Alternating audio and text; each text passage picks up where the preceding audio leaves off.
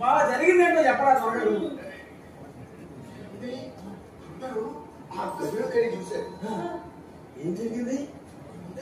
కొండలా ఉన్నా నానమ్మ పడ్డలా ఉన్నా తాతయ్య కింద పడుకున్నా నానమ్మ మీద పడి అనకొండలా ఉన్న తాతయ్య కింద పడుకున్నా నానమ్మ మీద పడేసరికి నానమ్మ అవడానికి కలిసి ఇద్దరూ పోయారు. అప్పటి నుంచి మేమెవరు మంచం మీద పడుకోవటం మానేశాం. మరి ఆ మంచం ఏం చేశారు?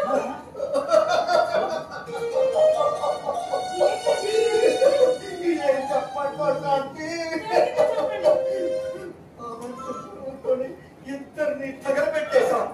అప్పటి నుంచి మాకు మంచం అచ్చిరాకుండా పోయింది. ఆ రోజుల్లో బందిరికొచ్చాలంటే అంతే. అది ఈ రోజుల్లో ఎక్కడేసి అన్ని నెలగా రోజాలే. దానికి పడ్డ సేవ కూడా చాలు. అందుకని అటువంటి అపోహ ఏమి పెట్టుకోకుండా పెట్టుకున్నా మంచం మాత్రం కొనేది లేదు. ఆయన వస్తే నాన్న మొండి మనిషి చెప్తే వినరు. రెస్టారెంట్ టాయిలెట్ పెట్టించరా? అది ఇప్పుడు కులం. ఇదిగో కుర్చీకి ఒక బొక్కెడతాను, దాంట్లో తెచ్చి నెచ్చిస్తాను. ఇప్పుడు నేను అడిగాను చూడు, అంత బుద్ధి తక్కువ ఏది లేదు. చూడు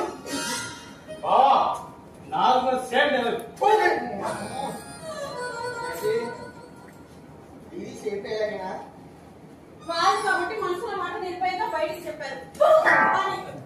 నేను అలా చెప్పలేదు.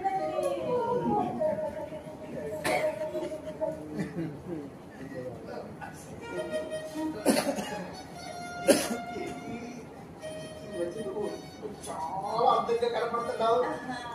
మార్గాలు నొప్పినాడు.